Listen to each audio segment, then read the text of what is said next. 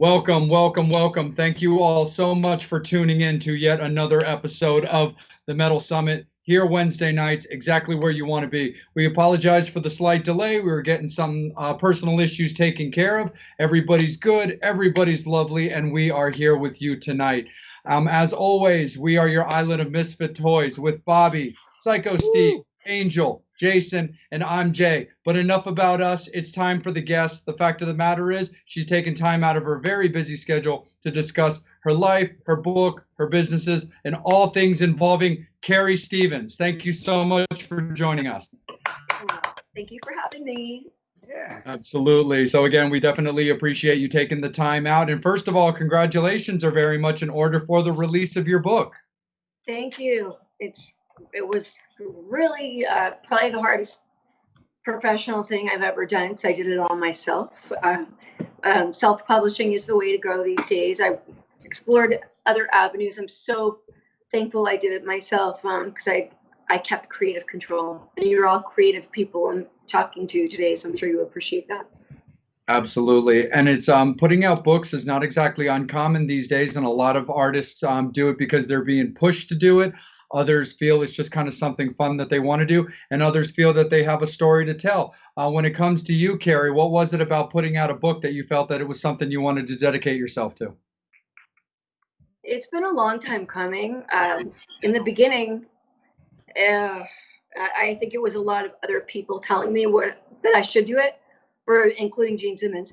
I mean, for many, many years, people telling me you should write a book, you should write a book. And I think everyone has a story, but it's a matter of when you're ready to tell it.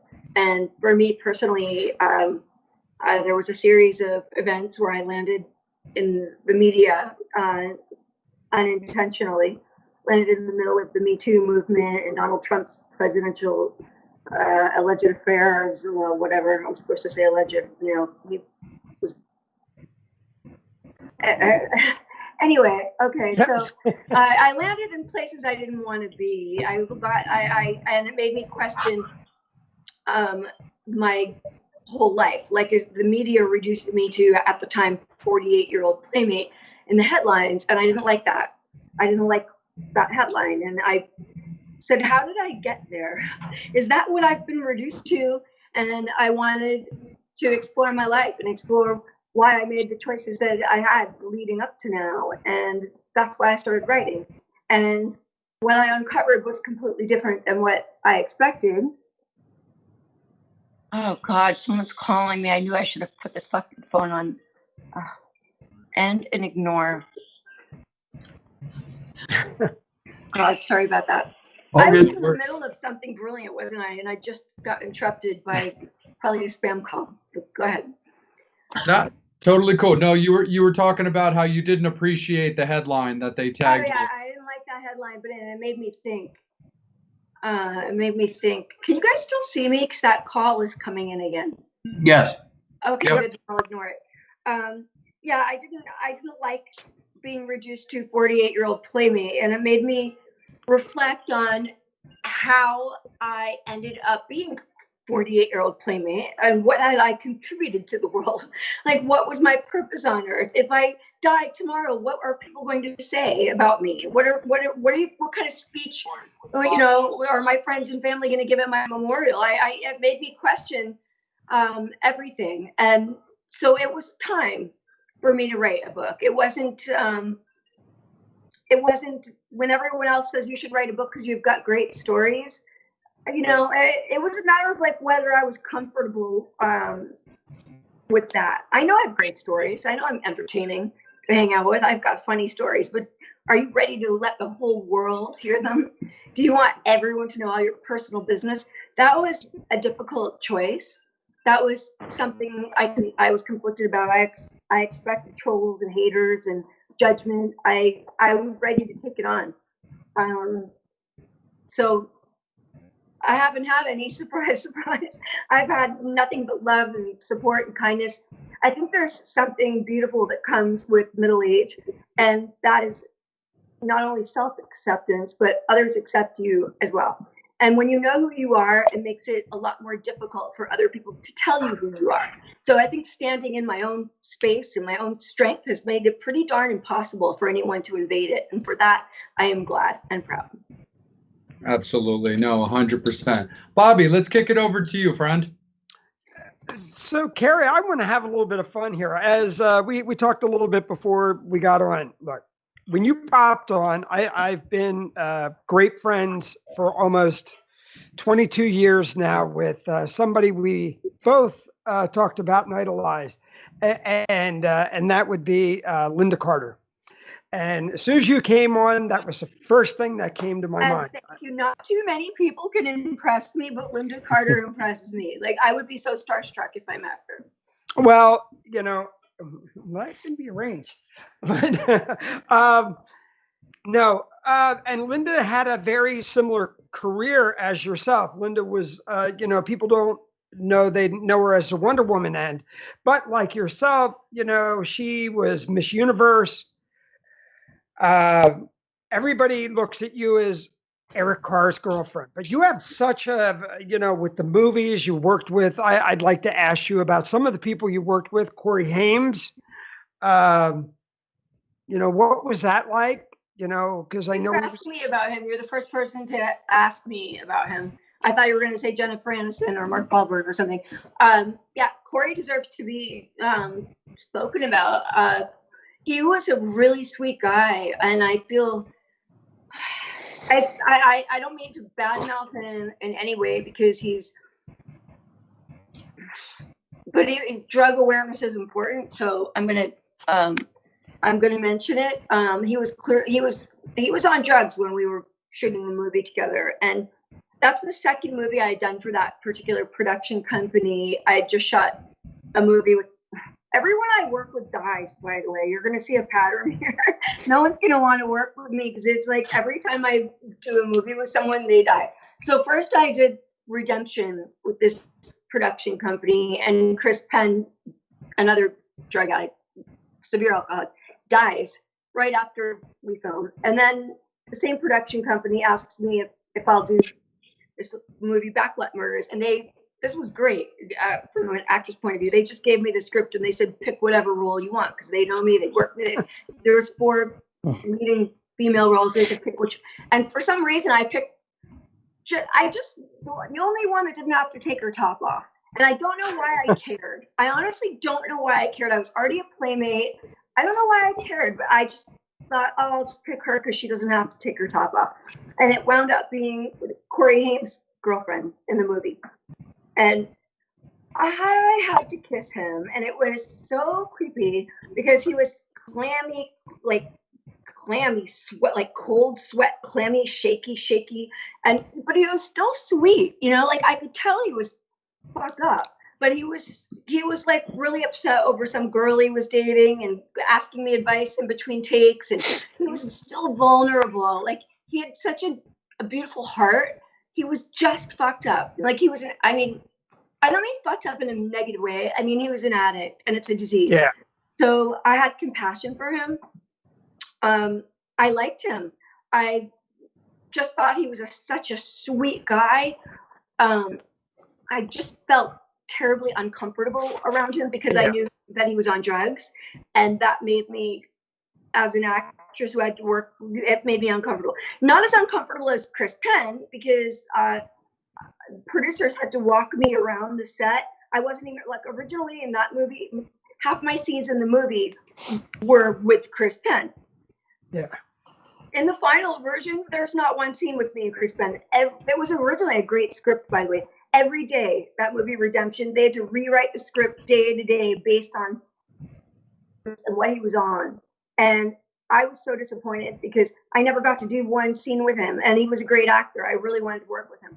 So actually, the movie came out pretty good if you know the behind the scenes like I do, and how whoever edited that salvaged it brilliantly.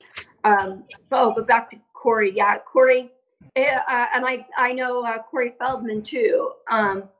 Both really nice guys. Really fucking sucks. I mean, I don't know what happened to him when he was young or why he ended up the way he is. There's so many rumors about you know, I won't even get into that because they're rumors, but all I can say is my experience was what I just told you. I was just with a really sweet guy with a good heart who treated me very kindly. He clearly just had a problem, and it got him in the end. Well, that's great. You know, thanks for bringing that up. You know, like you said, you talked about Corey. You know, you hear the things, but look, we all remember the Lost Boys and everything. You know, I rather remember somebody for the good times and the good things they've done. And he didn't do anything bad, not that I know of. I don't know that he ever hurt a fly. He just I have no idea what drugs he was on, to be honest, but he just did too much of whatever it was. Wow. And it's important to, you know, to put kind of like that positive spin on there as well, talking about like the positives and what a good person that he was, you know, when you have to deal with demons like sweet, kind energy. And I pride myself on being a very good judge of character. I know when there is bad energy around me, I get quiet. I wouldn't be speaking right now if you had bad energy. I am very perceptive. I'll tell you something spooky, but we'll give you an example of this. The shooting that was in the bar in Thousand Oaks, it was about a year and a half ago. I went to dinner in Westlake with like 5 girlfriends, and afterwards we were going to that bar to see Yachtly Rock. One of the girls had tickets, and we pulled into the parking lot, and I said to my friend Bridget, I said, I don't want to go. Can we just leave? I don't want to go in there. I have a bad feeling. And she said, oh, I'll feel really bad. I'll feel so bad if we don't go in. We just have to like make an appearance. I'm like, oh, okay. So it's a country western bar, but that night Yachtly Rock was playing there, and I remember, and I just told you how forgetful I get, and I'm frazzled. But no, I can tell you like Wonder Woman vision. I can tell you bionic vision what happened. Like that night, I can tell you exactly what the door guy looked like, exactly what the 10 people standing in line for us getting their hands stamped, exactly everything that happened. When we walked in, my eyes darted to the stage. The band wasn't on stage yet. 2 TVs here, a pool table, a restroom. I turned to my friend Bridget and I said, I think we should get out of here right now. And she said, no, we have to stay. We have to say hi to the girls that got us the tickets. I have this huge anxiety attack. We ordered the drinks, right?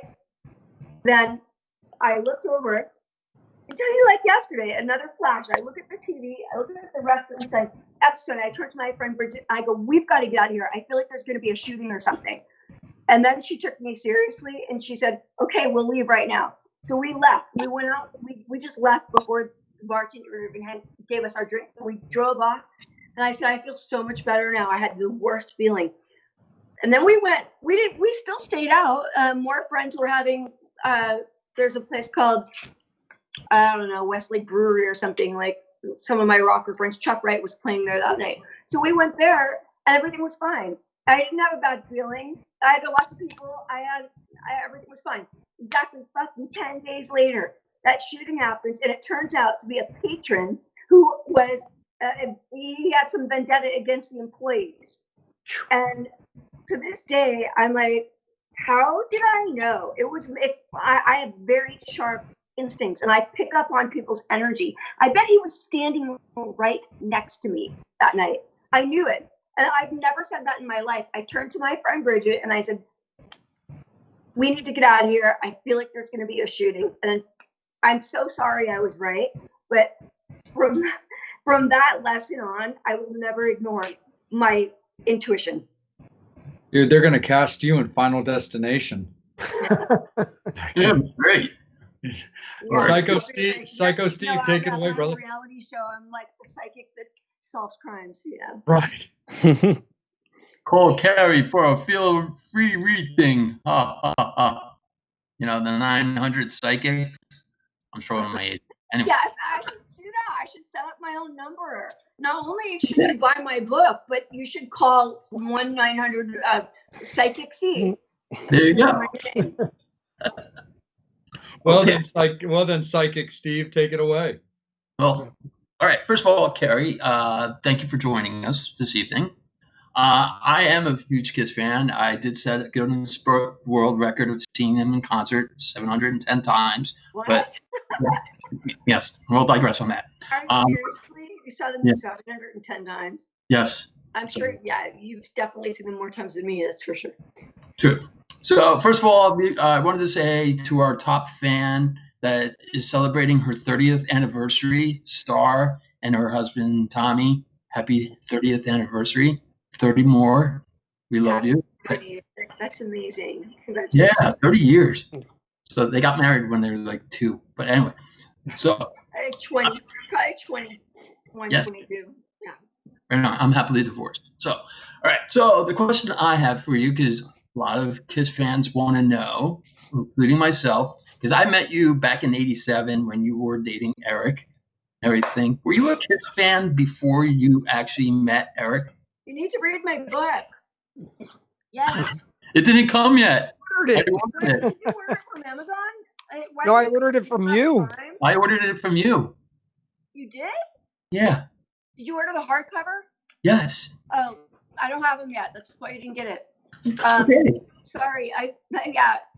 They're supposed to come today. Okay. So I'm busy Okay. talking to you instead of out checking my mail. If when we get off, I'll go see if they're here. They're supposed to be here. Okay. So and I'm gonna put something special in all of my people. The people that have ordered. I feel bad it's taking so long. I'm gonna put something special, an extra little something. So anyway, what you're gonna find out when you read this is that it's super cute. Oh my god. Okay, this is me in I think it was 70. Okay, I was Peter Criss for Halloween in 5th grade when I was 10 years old. Wow. So- That was 1984. No, it wasn't 80. It was 1979 or 78. Hold on. I wrote it all. I saved everything, so I have every concert stuff. You're gonna like it because every concert stuff, that's different. That's Van Halen. But now I have. It's my favorite picture. Where is it? You might have to wait to get the book, but Okay. All good. yes, I was a Kiss fan. I was a Kiss fan from, like everyone else. I bought their stupid makeup at Kmart, and our faces broke out in rashes. And we should have sued them, but we didn't. So, here we go. I was Peter Criss when I was 10 years old. With tinfoil. Okay. I had tinfoil on my arms and legs, and yeah, that's it. You know what? I actually showed this to Bruce Kulick. You have to read the book now because I have too many Kiss stories that won't make sense in an interview. But when I met Bruce Kulick finally, many, oh my God, when I was a legal adult later, I showed him this photo and we laughed over it, and it disappeared. This photo disappeared forever. I couldn't find it, and I wanted it so bad to include in the book. And I'm not sure if you guys know who Gary Corbett is, but Gary Corbett.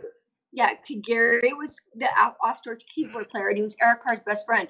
So in March, right, like a couple days before the lockdown, Gary's wife, Lenora, was in LA. They live in Nashville. She was visiting, and I was telling her about my book, and I was telling her about I want this photo for. I swear to God, there's another spookyism. It freaking came out of nowhere.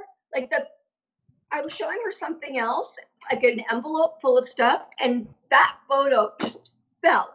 I've been looking for it, I don't know, for 25 years. I have not seen that photo. No, longer than 25 years. I didn't know where that photo went. And when I was writing the book, I had it so in mind. I wish I had that photo. Seriously, so over 30 years. But it was before I met. Yeah, it was before I met Bruce. So it was a very long time ago, the last time I saw that photo. And somehow, when I was telling Lenora about my book and showing her other things, it just fell out of an envelope. And she's my witness. I was so excited when I found that photo. It was like a gift from God. Maybe it was, Wow. So right on. It's kind of crazy. It reappeared. I still, like they were like 3x5, those little old photos. It just randomly appeared. And I have spooky things. I know I'm going to get my own Psychic Cease show now. I have random weird things like Eric's drumsticks show up in places, weird messages all the time. He's always with you. That's not weird. That just shows that he's with you. Yes, thank you. He is. Absolutely, 100%. Angel, I'm going to kick it up to you and the Summoners, brother. Yes, I most definitely want to kick it up to the fans and thank them for their patience and for tuning in every week. Matt Porter, Star Peters, I'm sorry, Jackie as well. Thank you for watching. Star Peters has a question. Did you find writing this book was cathartic for you? Cathartic, sorry. That's okay. Yeah, and not at first. At first, people would ask me the same question before I had it in my hands, and I could say, "Hey, I'm feeling it. I'm seeing it." No, I actually got really stressed out, and all my friends said, "Oh, it must be cathartic. It must be cathartic." I'm like, "Fuck no, it's hard work." So it was really hard to do it, but now. And I was really depressed, by the way, like everyone else during the pandemic. And I turned to my son one day and I said, I think I'm going to feel better when the book is in my hands. I think I'll feel better because it doesn't feel like you accomplished anything when you just write and it's like in thin air and nobody read it and no one saw it. And you're not getting any feedback. No, that wasn't really cathartic. To be completely honest, therapists will tell you write and you'll feel better. No, it's like me with acting. I do an audition and then I don't get any feedback. It's depressing. It's like waiting for the grass to grow. So you need some when you're doing it, and knowing that you're not doing it. Okay, if I thought I was keeping a little journal just for my own, and I do actually for my private viewing, and that's different. But this what I had a goal. And when I achieved the goal and got this out there, yes, it was cathartic. And there's many gifts in it that I didn't expect to happen, namely the fact that I thought I'd get hated on, and that hasn't happened. So that's really cool. That's awesome. Nobody has mentioned all the most scandalous things in here that I thought I was treading on thin ice, like. Especially like legally or, like no one's even asked me a question about those things. Everyone just wants to know about Eric. So, you know what? I'm so thrilled to be able to keep his legacy alive. And like I said, there's a time and a space for everything. I wasn't ready before. In 2002, Gene told me I should write a book about being on the road with Kiss. And you'll see that in my acknowledgments. I thank him for that. But I wasn't ready at the time. I knew that I had other things to say. That my life was not just being on the road with Kiss. And my life this is not a book about Kiss. It's not a book about Eric. It's really a book about my life. But what came out in the book is that Eric is my soulmate and the love is still alive. I almost feel more like, it sounds another kooky thing, I'm just going to say it. I almost feel more like I'm still in a relationship with him than I did before. But it's an incredible pride that I have that I was able to keep his legacy alive. Because when he died, I was only this 22-year-old young girl that had no power, had no voice, had no platform. Nobody, why would anyone listen to me? So I created this all on my own. I created a space for me to be able to keep his legacy alive. And for that, I feel like I am his true partner, and he would appreciate that. Absolutely. Now, this interjects one thing, because I saw him several days before his passing, and he told me if he wasn't sick, and I'm not trying to get all schmaltzy or get you upset, he would have married you. I know. Okay. Just wanted to let you know. I know. Okay. Sorry. Thank you for telling me, but I do know. The last time I ever spoke to him, my phone rang, and I answered it. I just said hello, and he said, "Will you marry me?" And I started laughing, and he said, "Why are you laughing at me?" And I said, "Because you're not serious." So that was and then a couple hours later, I found out he had a seizure and went into a coma, and he could never speak again. So his last salutation to me was, "Will you marry me?" So I do know. At least we got that. Okay. That's so awesome, for sure. Angel, let me round it back up to you, buddy. Yeah. How long did it take you to write this book? 2.5 years. Wow. Wow. I literally started it the year Eric died, or maybe 2 years after. I won't say that was the beginning because I didn't save it. I mean, come on, it was some clunky old computer thing, word processor my grandfather gave me. But I started writing about our story. I'm not going to count that because it was okay. When I seriously started to write a book, it was 2.5 years before its publication. And 1 year of it was, I guess everything happens the way it's meant to be. But for 1 year, a big agent had it, and he didn't sell it. He didn't do anything. And it was about a year into being blown off by him. And, he's a huge agent. He sold Tina Fey's books for $6 million. He turned down Gene Simmons. And he said, really, it was the best phone call I've ever had. He loved my book, and he got my whole female empowerment thing. He wanted his teenage daughters to read it, every woman in the world to read it. And I love that he got that, because I don't get any attention for that. I get all you rocker guys want to talk to me, but nobody.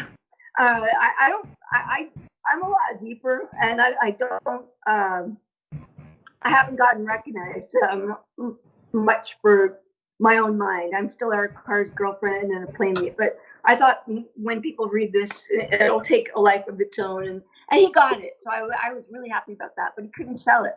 And I'm like, are you fucking serious? Anything with Kiss in it sells. Like, I was number 15, and the first week this came out, the number 15, 8,000 books a week are sold. 8,000 books a week launched on Amazon in America. I was number 15 the first week. And a publisher turned me down. Yeah, it was number 14 in the UK the first week. I don't know how many books a day. There's UK is smaller group. Out of 8,000 a day, I self-published, self-designed, did everything myself, and managed to reach 15. But you couldn't sell it. I think there's a little thing called gaslighting going on. And when you read it, tell me if you agree. There's several names, like I said, the ones that no one's talked about yet, that might have thought it was going to be worse than it is. And they're a lot more famous than me. Donald Trump, Karen McDougal, even my baby daddy, Stephen Herrick, John Elway. There's certain people, I have nothing bad to say about him, John Stamos. There's several people named in this book that might not have known what was going to be said about them when they read it. And you don't know who's playing golf together. I definitely think there's a reason why I got blown off, pushed aside, and I'm not afraid to say it. I took matters into my own hands. I did it myself, and I did it better than they could have. I shot this in my living room in the third week of a pandemic when we were in a lockdown. Excuse me, HarperCollins, can you do better than this? I don't fucking think so. Yeah. Oh, yeah. Yeah. That's what I'm talking about, baby. On that note, Jason, that was set pretty high for you to follow up, bro. Actually, Carrie, I have a question more along the acting line. So, how did you catch the actor's bug, and what were your influences?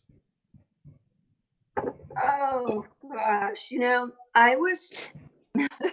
It's such an odd story. Where I grew up in a very small town in Massachusetts, you can't say you want to be an actress. Like I never even imagined that. You do normal things. You be a teacher or a lawyer or something like that.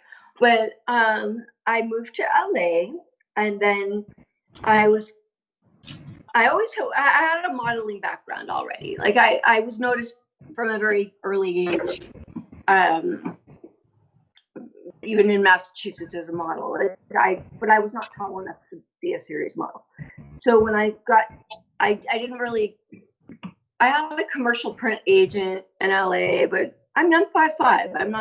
I'm not a fashion model, and times have changed a little bit since then. But at the time, you have to be tall to be a model.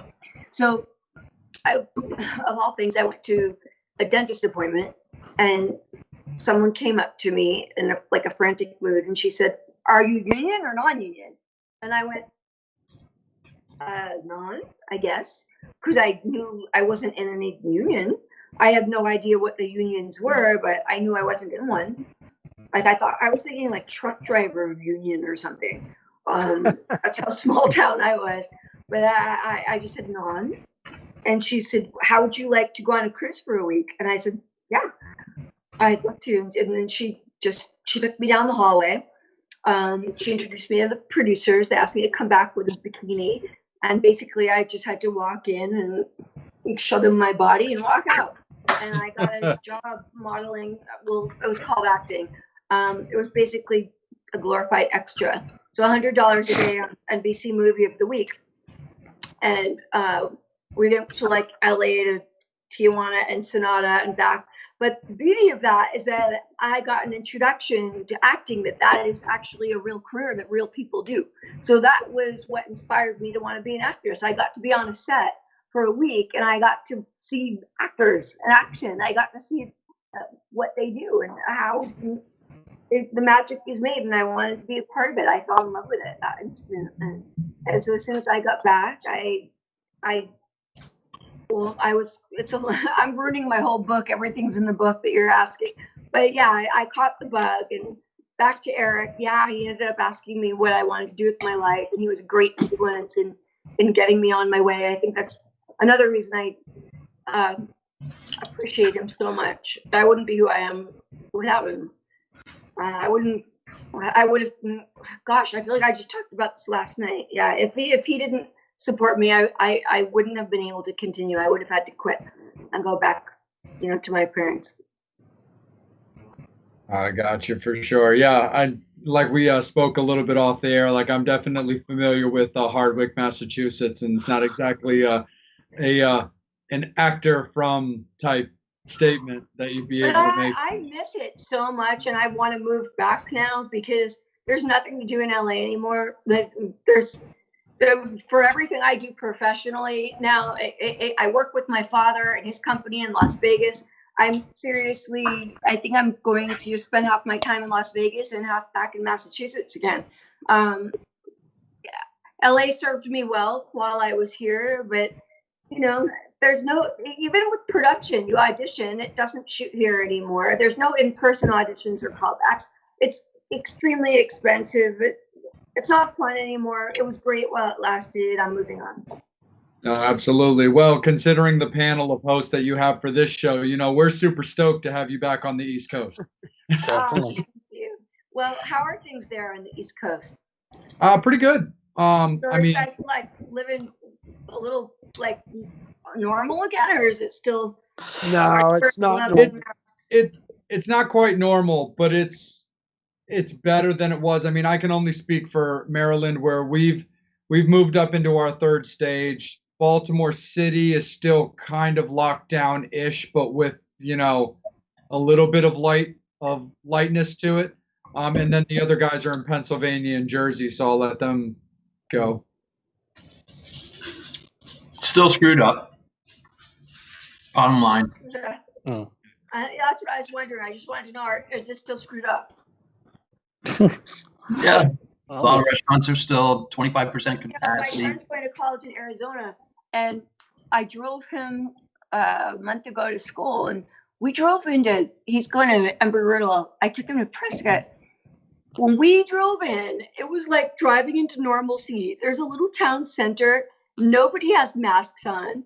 Like, people are sitting inside at restaurants. People are walking their dogs, sitting on benches, talking to each other. And we're like, we haven't seen anyone since March without a mask on. It's still that way in LA. It's very, very eerie here. And when I took him to Arizona, masks are optional for citizens, but people working at hotels and restaurants have to have them on. Pretty much no one else did. I'm not getting into a great mask debate. I hate politics. I hate talking about stuff like that. I don't get into it. I'm just telling you an as an observer what I saw. For sure. No, 100%. Carrie, one of the things that I wanted to touch base on with you is because you've got, a lot of just other cool like business ventures that you're involved in. One of the ones that I thought was definitely cool, just being like a hard and dark liquor kind of guy, is that you've been involved with like whiskey a lot. No, that didn't really work out.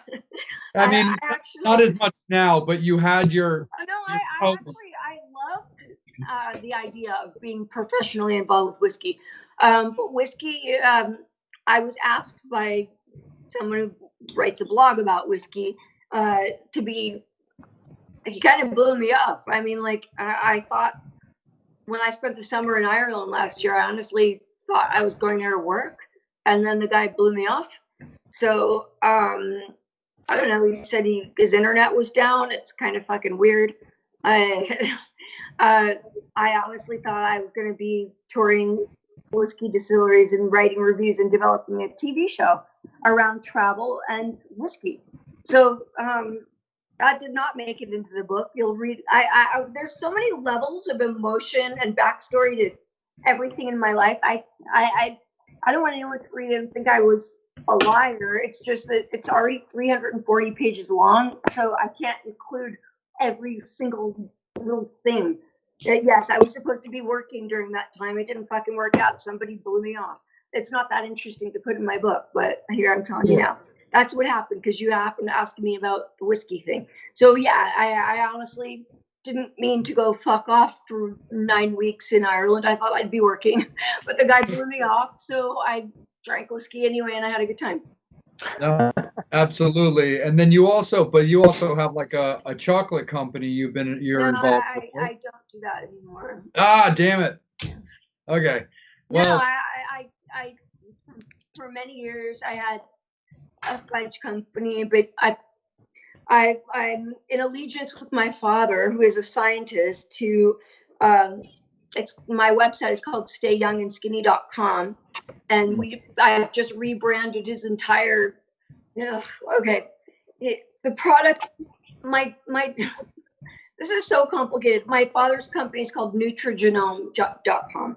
So it's very scientific. I would not recommend anyone to go to it unless you love being confused, because it's very, very confusing. Welcome to my world. Yeah, so I started stayyoungandskinny.com because it's simple. And now I had to rebrand all of his products because no one can even freaking say the name. Say H-2 satiety gel. He got pissed at me because I said it sounds like a sex lube. It does. It's satiety gel. It sounds like lube, doesn't it? Yeah.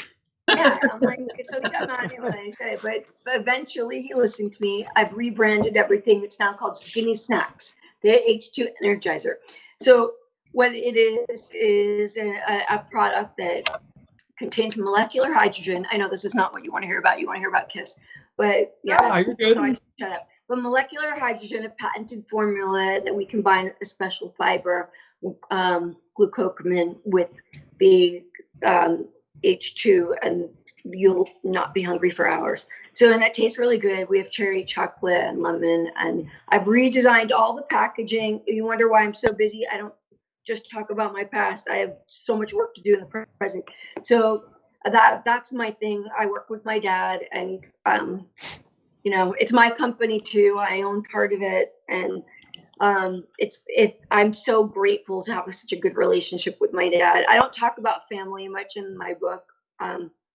It's a hot subject. So I don't touch on it, but I'll say it publicly. I'm so grateful to have my dad in my life. Absolutely. No, for sure. And this is where, as the host here, like we're very family oriented, kids and parents, grandparents and stuff that we're all very involved with and stuff like that. And that's been the most like difficult thing for me. Like between my mom and my stepdad, I've seen my mom once and my stepdad 0 in the last 8 months. Are they older though? They don't want to see anyone because they think they'll catch the virus. Yeah. My stepdad's very high risk because he's almost 90, and my mom's healthy, but she's and she's almost 70. so they're keeping their, you know, they're keeping their household just very safe, you know, and very solid. You know, they're not really worried about me. They know that I'm gonna take all the necessary precautions and stuff. They're just kind of one of those we would just kind of rather for Dan's sake to just make Yeah, sure that that no age, matter what. no, I was getting it. My dad's 81, and I was so mad that he told me he was going to the gym in Las Vegas. I'm like, really? It's okay. I'm wearing a mask. I'm like, you're 81. Stay home. But they want to go to the gym. I'm like, I don't even fucking go to the gym. Like, I don't care. I'm happy to be told not to go to the gym. I didn't want to go to the gym, but I hate the gym. No, I'm for not a gym person. Sorry, I don't like it. no, it's all I don't good. go to the Sure. gym. I have a dad bod, so it's cool. I bought a Peloton during this whole thing, so I do exercise. I just don't like public gyms. Yeah. Probably because someone weird always happens to find a way to stand next to me and try to talk to me while I'm working out. So I don't like it. Just act like you're For deaf. sure. That's okay.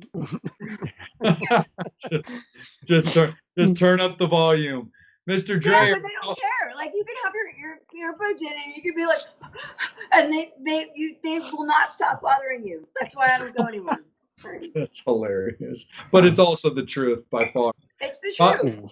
It is 100%. That's why some really high-end gyms, like they used to give Playmates free memberships to Sports Club LA. There was a women's only section that you had to be in because otherwise guys bug you. And then I wonder why I'm single though. It's because I don't let anybody talk to me. Mr. Dreyer, it's all you, my good dude. I'm going to make her laugh now, okay? We're going to change it a little bit, and we're going to go. So you have a son. I seen the pictures with you and Bruce and your son at the School of Rock and everything. So here's a question. Does your son feel like Bill from Bill and Ted when people go, dude, your mom's hot? You know? You just put it so politely. I've never heard that question put in a more polite way. I've not spoken to people ever again for the way that they phrased that. So congratulations on finding a clever way to phrase that question. Well, I'm the happy one out of the group. Wink, wink. So we'll explain that I later. wouldn't even repeat to you the way I've heard that phrase before. I know. It can be so offensive, but you found a clever way to say it. It's very the Bill and Ted thing that I keep thinking, you know, does people... My son doesn't see me as hot. He doesn't see me as an object at all. He's my husband. He's like, now you're going to make me cry. I get emotional once in a while. My son knows me inside and out, and he knows every little move I make, and he knows that I'm intelligent, I'm calculated, that I don't just wake up being, hi, does everyone want to fuck me, girl? That's a character that I play. I'm tricking you all, okay? It's not who I am. It's a character I play. And he gets that. And he respects it because I had to be mom and I had to be dad and I had to be a survivor, and he saw me figure out a way. And he grew up with a Playboy mansion. He and I, when the movie was too racy, Friday and Sunday nights, they had movies every night. And when we'd know in the first, 5 minutes if it was going to be a kid's movie or not. And when it wasn't, I'd take him outside, and usually we'd end up sitting in the grotto. Everyone thinks of the grotto as like orgy central. You know what? Most of my memories are my son and I sitting outside and me explaining to him what is more important in life. His name is Jackson. What's more important in life than having money or being rich or being famous is being liked. And I said, the reason that we're here right now is because people like me. That's why I'm invited here. So make people like you. That's more important than making money or being famous. So we had some of our best talks there. And my son has seen me go through the worst of times, and he's been stuck with me because I was an only parent. His dad's never been a part of our lives. So he has had to see me at my best, at my worst, and that kid loves me. And that's why I get teary, because it means so much to me. that someone who truly, truly, truly knows me loves me, you know? Look, I'll tell you right now, I lost my mom in March. So there's a big, and everybody on here is very mom central in that. But look, mom and sons have such a bond. So, you know, and that's great. You know, I brought it up as the humor because, you know, look, it's that thing that everybody goes. Okay, the funny part of it, yeah, he's gotten like in middle school, there was a kid who got suspended for Googling me on school computers, and then Jackson, my son, punched him in the schoolyard. And but the other kid got suspended, and my son didn't. And I said, "Well, why didn't you get suspended? You're the one that hit him."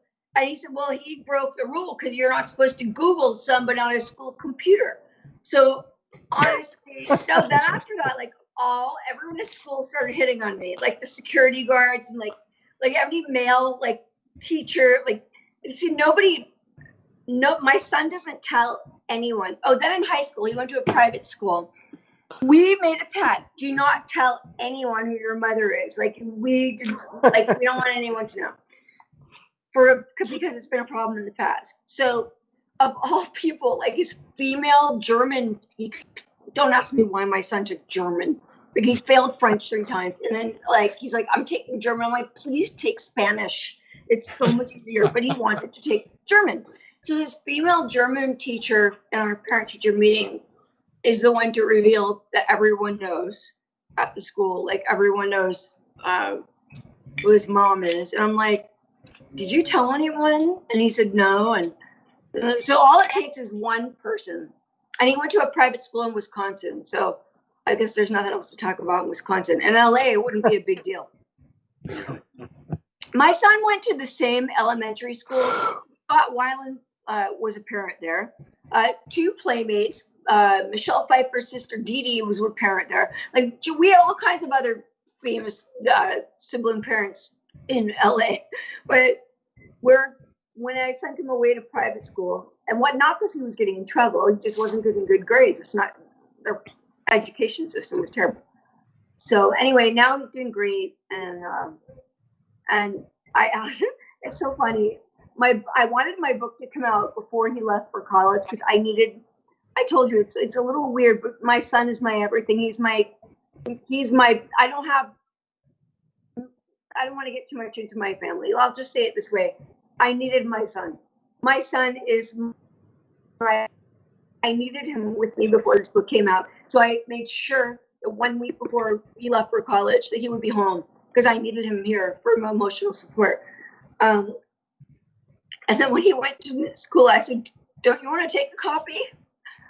He's got 3 guys in his dorm room. I'm like, "Don't you want one for the dorm room?" And he's like, he's so polite to me. He's like, "I think maybe I should wait after Christmas maybe and feel them out." I go, "I'm just kidding." I'm like, "I'm kidding, Jackson." So I understand you don't want them to know about it. It's cool. So that's really cool. I mentioned to you, my friend Jamie, is Linda's his mom, and he goes, "Look, I don't even bring her name up." He goes by his father's last name, Altman, instead of Carter. Well, wait a minute. Is this Linda's? Linda's son. So her last name is Carter. So she's married. It's Linda Carter Altman. My son has always carried my name. His father doesn't have anything to do with them. Never wanted anything to do with them. The only reason he paid child support is because I tell all about it in my book. He's the guy that directed the movie Rockstar. So that's why I say in my book I thought my big break was going to be getting a small part in a big film, but it changed my life. Not in the way I thought it would, but it changed my life. So that is the fucking asshole deadbeat that just turned away. I'll never know why. I think my son approves everything that I told about it. I supported it with court documents. If he wants to try to argue, go the fuck ahead. It's all public, So you reap what you sow. So yes, my son has my last name, and it's a actual joke. It's so funny when you Google Stephen Herrick, the father. I wouldn't even call him that, the sperm donor. What comes up is me. He's been married 3 times, by the way, never to me. And my son. It comes up Carrie Stevens, spouse Carrie Stevens, child Jackson Stevens. He has a daughter from his first marriage. She doesn't come up. You know why that comes up? Because I'm the one that had some significance. So, again. It's fucking wild for sure. Psycho Steve, take it away, bro. I just want to point out, I am a single dad of 2, and I am in their lives. Yes, we've talked about that. I always talk about that. You sound like an amazing dad, and the actual opposite of what I experienced. And Thank you. For that. They're pretty cool. You know, they keep me grounded. I can tell you adore your kids so much. Oh, yeah. And Absolutely. You're enjoying every second. And that, I can't imagine that. Okay, I can't. That's the way it's supposed to be. Right. That's the way I was. Like when my son was little, and I love every photo that we're goofing off and being funny. And that, how could somebody be so heartless as to not even want those moments? What happened to somebody? Honestly, I stopped thinking about it many years ago. I stopped trying to figure it out. But yes, you're normal. It's normal to enjoy it. Enjoy raising your kids. It's a natural human instinct to protect your young. There's something wrong with someone that doesn't have that instinct. True. But I just want to point out, everybody, did you guys hear Carrie Stevens just said Psycho Steve's normal? Just want to say that. Okay. It's now documented forever. And I told you I have sharp instincts. Right I on. say it, it's right. Okay. Yes, so it's true. It's going to be in her second book, everybody. Just saying. Well, this confirms that you're normal. Yes.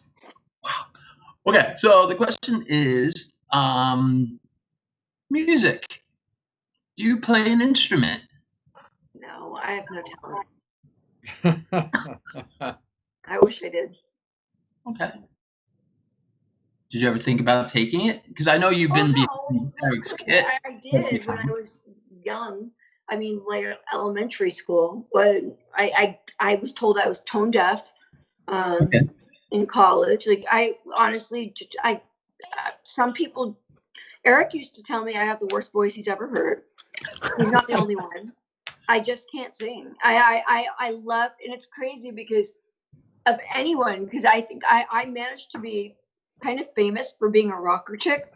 So if anyone could have turned between the glamour, the career that I created, if I had any musical talent, I'm sure I would have some band going on or some kind of, I would have a single out in Sweden or something for sure. But Okay.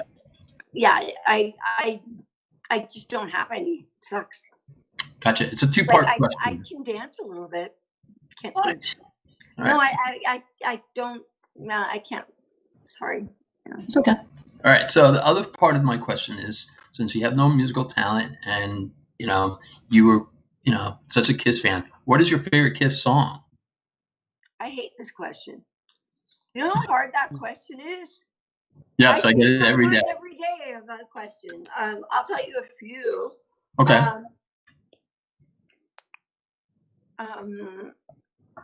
I Was Made for Loving You. That's my earliest. I still love that song. And yeah, I won't try to sing, but I love that song.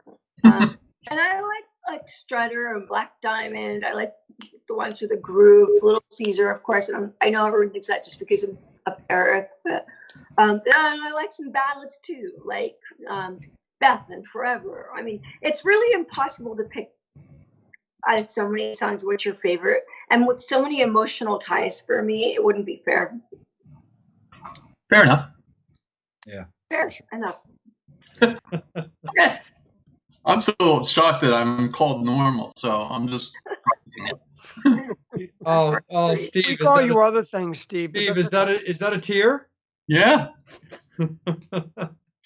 Angel, it's all you, brother.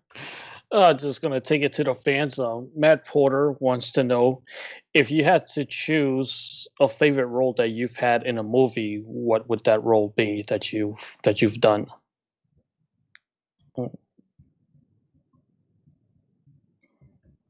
I haven't had it yet. Hmm. Yeah. I think I think I need more.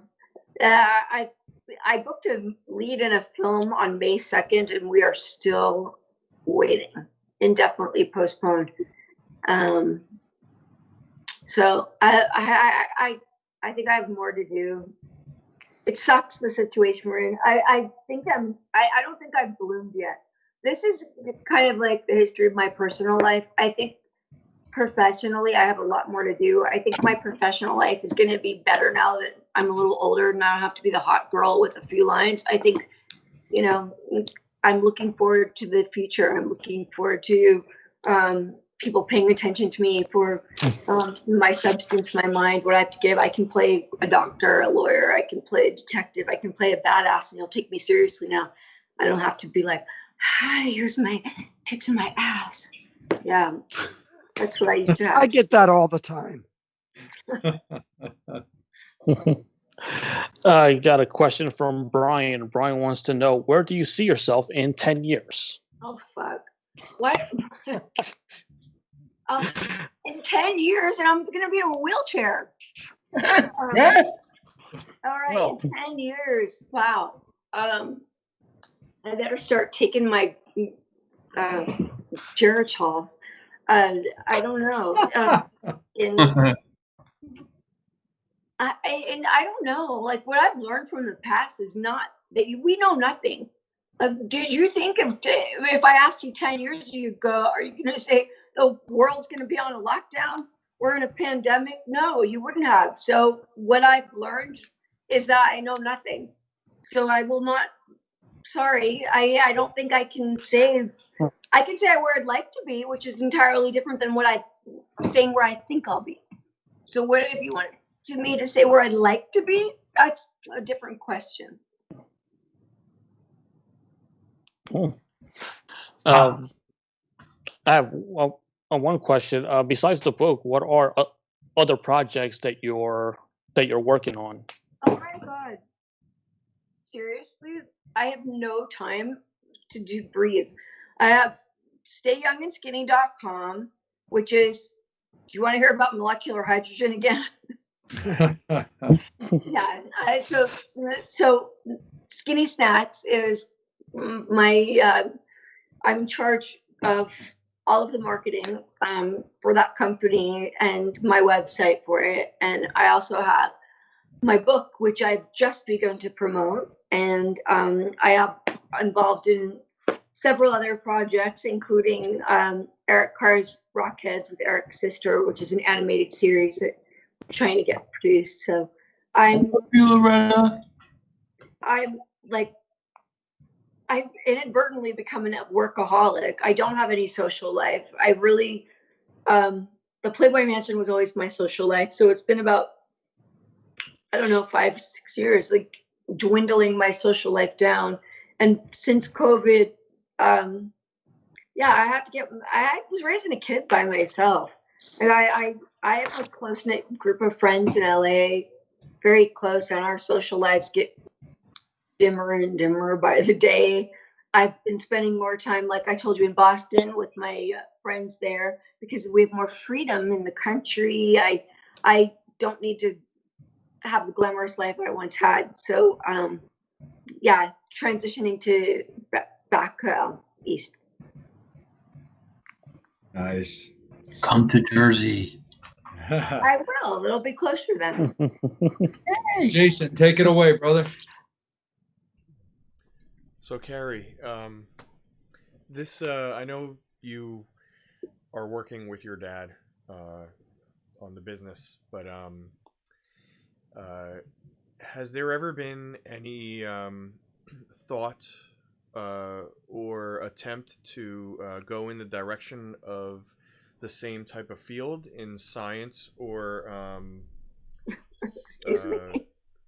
If I was drinking my whiskey, I would have choked. I would have choked on that question. I don't have my father's brains. I wish I did. We all have our blessings, our talents, whatever.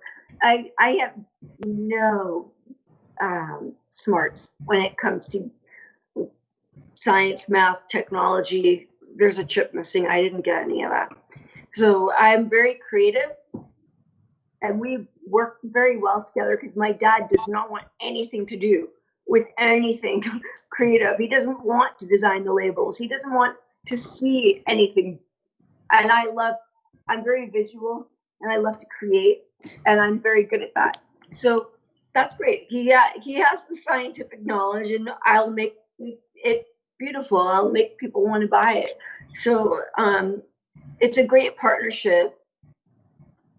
No, I never thought about going down that road.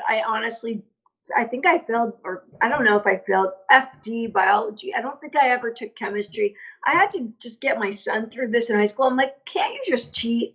Like, don't just Google it. Yeah, I can't help you. Yeah. Oh, dude, that's hilarious. Real quick, I want to just take a quick second to thank some of our endorsements that show us a lot of love and support when it comes to this show. So I want to thank Levy Metal Enterprises, Custom Guitars and Stage Gear, Bradley Entertainment, Rock and Horror Apparel, and Twisted Vines horror decor out of Apparel. That sounds awesome. Rock and Horror Apparel. Yeah, they're awesome. Name. They're two of my nearest and dearest, and Mark and Lizzie were actually guests of the show a few weeks ago. Okay, I'm gonna look that up. That is a great name. I love it. Please do, absolutely, for sure. I think Mark might even be watching, or at least he was. But we always want to thank them for being a part of the show. Anybody who wants to be involved, don't hesitate to reach out to any of the hosts and discuss whatever's on your mind and how you think we could be involved. We're happy to talk with you for sure. Carrie, one thing I wanted to ask you when you were talking about the movie that kind of got put on delay, was that because of COVID? Was that the Psycho A Go-Go movie? Yes.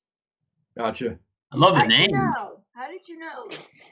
He's the horror guru of our group. Yeah. I literally was in 4 hours ago. I was in a tattoo chair getting a new horror tattoo. So. Well, I'm very disappointed. I don't know. It might be 2022. Hopefully, I'll still look good enough to be starring in their movie. As it was, I was cast as, the diva, the older, like how do they say it politely? The ringleader of the, like, okay, the stripper movie that just came out with J-Lo. She was like older but still hot. That's my character in this. So I'm like, okay, I hope in 2 years I'm still going to be able to cut it when the industry comes back, because I'm on thin ice right now,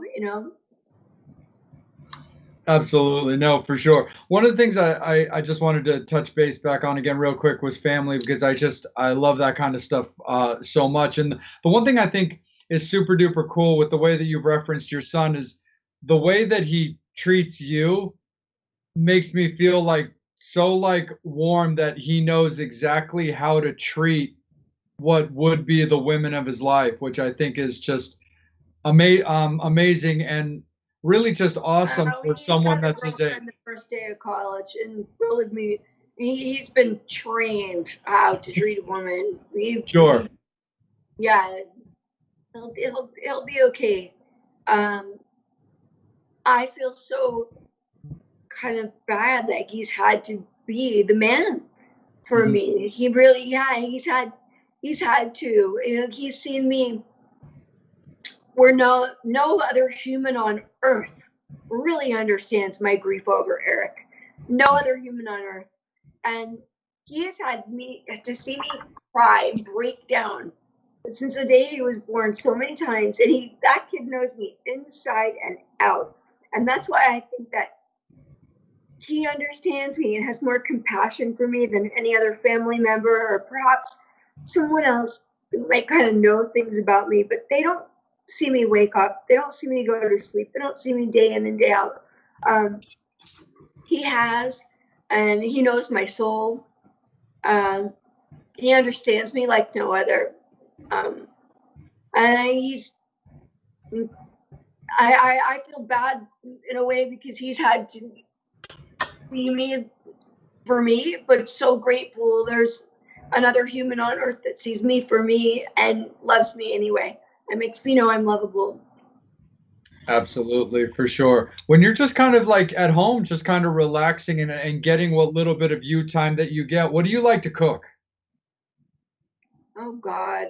You know what? Cooking was my thing. Like that was what I did for a long time. That was what I did to relax. I shut off the phones, turned on the music, and just created. I was very creative in the kitchen. And then I stopped doing it. So yeah, you're asking me a load of questions here. I can't even answer that because I bought a house that made me sick for 3 years. So I stopped cooking, and I had to, yeah, you're bringing back memories. Okay, Anyway, fair enough. yeah, I'd love to give you a fake answer, but I had to stop because the house made me sick. Fixed what the problem was, got better, and then it's too fucking hot where I live to cook, so I stopped cooking. I can cook anything though. I'm a really, really good cook. I can't follow a recipe. I like to create. It's like writing to me is cooking. I can't read a recipe and follow it. I'll say, I might be better with this or this. Like, I actually love to cook. I'll tell you, I'm not a talented musician, but I am a very talented cook. Oh, that's awesome. Right. I can cook anything. Like if you say it, like I'm one of those people that goes to a restaurant and I'll take forever reading. You'll probably be annoyed because I'm not ready to order, but I read menus like other people read a book. Like I'll take in every little detail and file it away, like coriander. I'm like, what flavor is that and why is that used? I think about all of it, file it away. Oh, that's awesome. Hey, that's a little scientific. Maybe I did get a little. I think you got a little bit. Plus, my day job's involved in restaurants, so I couldn't help myself but ask. Oh, okay. Well, that makes sense. Yeah, for sure. Bobby, it's all you. Okay, now I get to go ask the question. So I'm going to go not keep it with the food, but the stay young skinny, because, me being the vain homosexual out of the group. You look like you're in great shape. What, you're gay? I didn't say that. I said happy. I didn't say you were gay. I said. So, no, really. I mean, so with your product and with the pandemic and everything, who has been your target audience with this? I mean, have you reached out to? And look, I've been out to LA. I've been to the gay bars and everything out there. These guys would love this stuff. Well, when I'm ready, I will send you some, and you'll sample it, and this is, like I said, I literally just approved the designs this morning for we just trademarked Skinny Snacks on all of the, and it's a funny story. A Kiss fan just came forward from the Netherlands, and Marco started redesigning all of my ads for the book. And I said, "Oh my God, you're amazing! Can you do the same thing for my dad's business?" So I hired this guy he's a Kiss fan from the Netherlands to rebrand the whole company. I just approved all the designs this morning, and they're amazing. So it really wasn't ready to hit my target audience. And yes, all the guys in West Hollywood love it. And all of the guys in the world and the girls in the world, everyone will love it. It's going to be not just to maintain weight or lose weight. It also helps you with joint pain, inflammation. I used to have acid reflux until I started taking this. There's so many side effect benefits, and we can't claim them all on one product because of the legal channels we have to go through to be able to do that. But I can tell you, I hope I can tell you legally, I'm not really sure. But seriously, I used to have to take Zantac and stuff every day. When I stopped taking my father's product, I need them again. And like when it coats your esophagus. You'll understand when you try it. All of you send me your address and I'll send you samples of it. But we've been having, the lemon's been out for a long time. We just released cherry and chocolate. His name was terrible, H2 Satiety Gel. I don't know, maybe in West Hollywood they'd like that, but like the generally,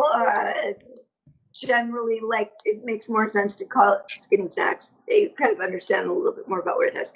But yeah, it's a 0-calorie dessert or meal substitute. So intermittent fasting is what my father and his wife, she's a nutritionist, they're really into this intermittent fasting, and that will make you drop weight like nothing else. I do it 3-4 days a week, drop weight. I'm not trying to lose weight, not to piss anyone off, but when I have had, look, I'll go up and down a few pounds.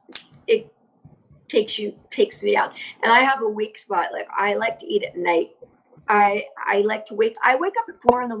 hungry, and I used to eat like a couple bites of like a bar, like a Cliff Bar or something next to my bed. Like, seriously, I'm a weirdo. I eat in the middle of the night, and I get starving first thing in the morning. So when I have this instead, no, I did gain weight when I did that, but now I have this instead, and I don't gain weight. So it's maintaining for me. But for other people, anything that has no calories in it is going to make you lose weight. I've had a couple friends that complain it's not working for them, but you can't drink a whole bottle of wine every night. And you know what? And just because you eat it extra does not make you lose weight. You have to substitute it with something else. So, well, let's make that clear. Like, you can't just have it in addition to what you're already doing. You substitute it for something else you're doing. Very cool. Well, I already put my order in for the travel ones because, it's just something. That's why I was asking, who's your targeted audience? Are you trying to branch out? Are you trying to go beyond? Look, we all been to M3, and a lot of rockers, don't look like they did in 1985. Am I behind the times? Because I only know about NAM. Well, I know, and Winter NAM got canceled, and I'm there all the time. And tell me what M3 is, because honestly, I don't know what M3 is. M3 takes place in Maryland, actually. It's basically the biggest festival every year that's dedicated specifically to 80s rock. Oh my God, I need to go to that. Yeah, everybody, we all agree. But no, it's very cool. I mean, you get everything from, the Faster Pussycats, the LA Guns, Ace Frehley's been there solo, Vince Neil has been there solo. Like, yeah, this is a crazy interview about Ace Frehley that was released last night. We were talking about that before we got on with you. Oh yeah, well, I know a lot about it. If you want to talk about that, so Ace, I listened to it. A friend of mine sent it, and friends of mine were mentioned in it, and I would like to point out some fabrications in it. True. Absolutely. Yeah, so I don't know this person, the space lady, Rachel, sorry. Yeah, Rachel Gordon. Yeah, I don't know her personally, but of course, the interview was pointed out to me. And when I started listening to it at first time, I went, she's not a total liar. There's some familiar stories. Like, okay, the rumor about Paul's niece being his daughter, I heard that from Eric over 30 years ago. That was common knowledge. Why she suddenly feels the need to blast it out to public, I don't understand her motive. That was kind of an inner circle rumor back then, but why is she talking about it now? That's kind of strange. I don't get the motive. And then she started blasting my very good friend Mike Supa. Now Mike Supa is one of my best friends on the planet, and he's not a racist at all. His godson is black. He has lots of friends that are black, and she's like she's saying that he sends Ace these racist messages. Now, I know Mike extremely well. Like, he is the sweetest guy. He's so nice. Like, he's done nothing but, like, we bond on the single parent thing. He raises his daughter alone. I raised my son alone. He helped my son when he was 8, like, get into drumming and music. And, like, we're very, like, what I'm saying is, like, I'm going, what is she talking about? When I heard my friend Mike's name involved, I'm going, Mike is a retired cop. He's also was in a band. Like, he's a rocker guy, but he's not a racist. And why are you playing the race card here? Because it's trendy right now? because it's trendy in the media it's convenient for you to call someone a racist. It just happens to be Black Lives Matter time. So you think you're going to just jump on the race card by taking, I don't even know Ace. So I'm not saying this to stick up for Ace. I don't know Ace at all, but I know Mike very well.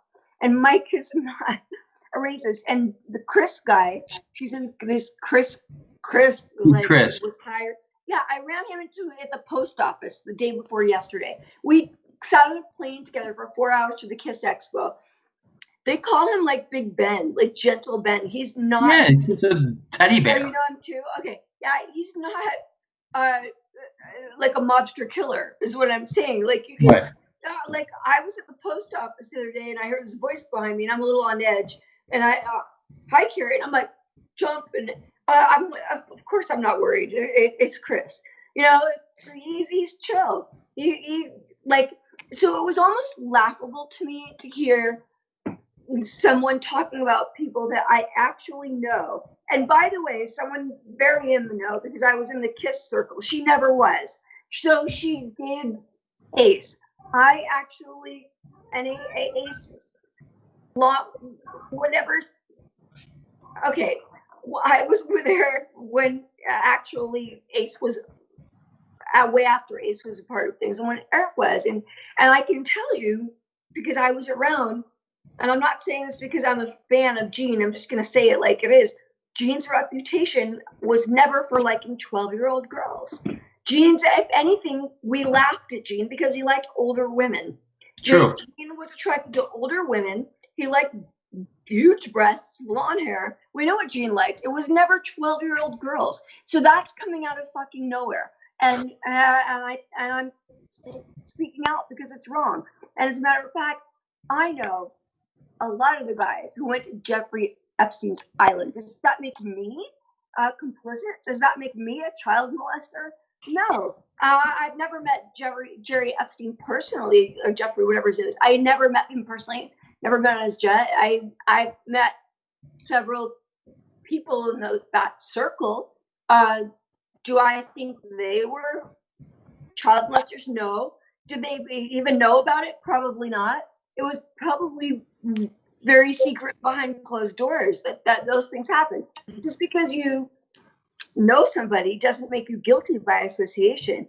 And I would be the first to tell you, I wouldn't give a shit because that's wrong if someone was with 12-year-old girls. I would be here saying it out loud. There's no reason for that woman to be on air saying she's afraid Gene's going to go to jail because he was with 12-year-olds. Because I would challenge her to find another person in the know, like I am on Earth, that actually says there was 12-year-old girls involved and with Gene or anyone in Kiss. There just wasn't. Yeah. No, for sure. And we appreciate you actually taking the time to just be like, no, look, this isn't correct, this is wrong, and just somebody has to do it though. Exactly. It wasn't me. Just Mike Supa, my good friend. He's a nice, normal guy. He's like raising his daughter by himself. He's a retired cop. He's trying to make it with his band. Like he's just a nice, normal guy. And this girl comes along, and why does she need to bring his name up at all? Yeah. He doesn't One reason. deserve it. He doesn't Money. deserve it. If she wants to talk about Ace Frehley, okay, he's a public figure.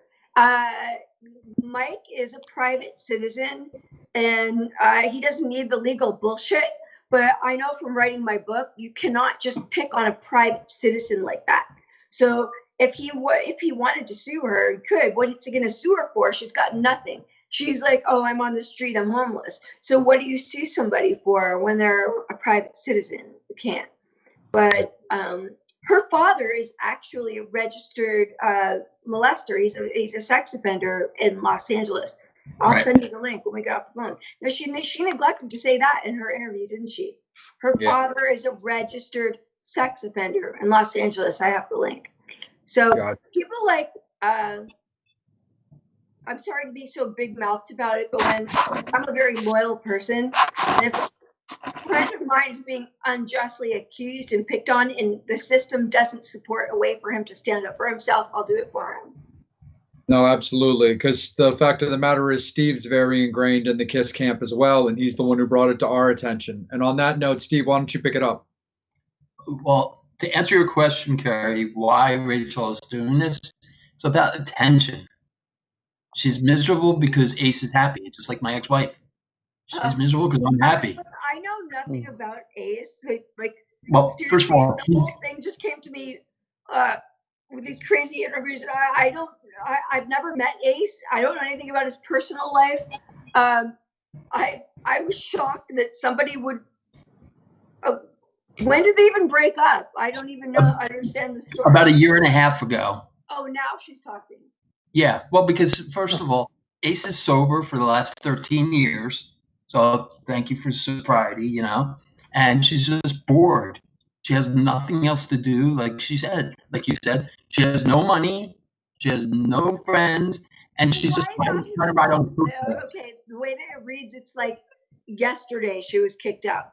If you have a year and a half since the breakup, you have time to get on your feet. And of course. It's not like she made it sound like it happened yesterday. Oh, I'm on the street. The cops came yesterday. He kicked me out. Listen, I'm a self-sufficient, independent woman who has always worked. I get accused of having things handed to me, but if you talk to me, you'll find out I didn't. But I think that whatever she's doing is not a sane, sound mind, and it certainly lacks purpose, integrity, and what is her motivation is what I'm asking. It's just to get attention. There's not even a book written. If she was me, you could say, oh, she was talking trash because she wants to sell her book. Well, we're talking trash about her because I don't know, maybe I don't have it in my book, but it's a good book anyway. Like, you don't really have to sink low to be entertaining. Right.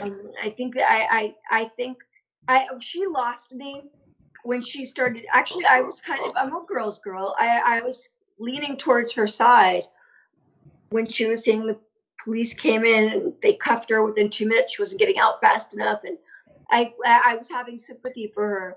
And then she starts talking about how he doesn't know how to make love. Right. Okay. I can't even repeat this.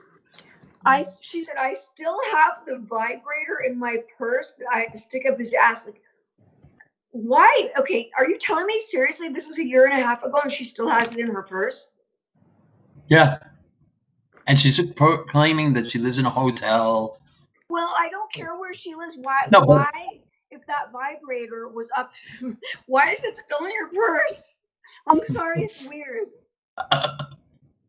Inquiring minds want to know. Throw it away. I don't even want to know about it. Does anyone want to know?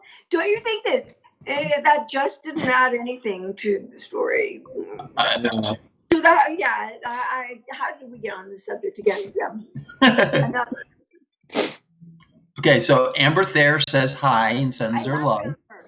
Me too. I love her. She's the cutest thing in the whole world, and I love her so much. So, speaking of like people in the Kiss camp, there's been rumors about your relationship with Mr. Stanley. I don't have a relationship with him. I just have an opinion of him. I don't have any interaction with him. He's too cold and weird and untouchable to interact with, so I wouldn't call it a relationship. I have opinions. Okay, that's what I would like to discuss if you feel comfortable discussing that as far as your opinion on him, because you're not the only person that has opinions on him. So I've realized. I thought I would get so many haters, and then I found out, wow, everyone's on my side. Wow. Yes, mainly women have this issue with Mr. Stanley that have been former bandmates or band members that are current in the band, have wives, girlfriends, whatever, had, some issues. You have to educate me on those because, I don't follow the band. So I feel like I'm the first person talking about it. So I'm not? Nope. Ah, interesting. Yes, we'll definitely talk about it when you come to the East Coast. We have real good pizza here. So, but the question is for you, besides, of course, Kiss, Van Halen, what other bands that you listen to today? Come on, I want to hear about who else hates Paul Stanley.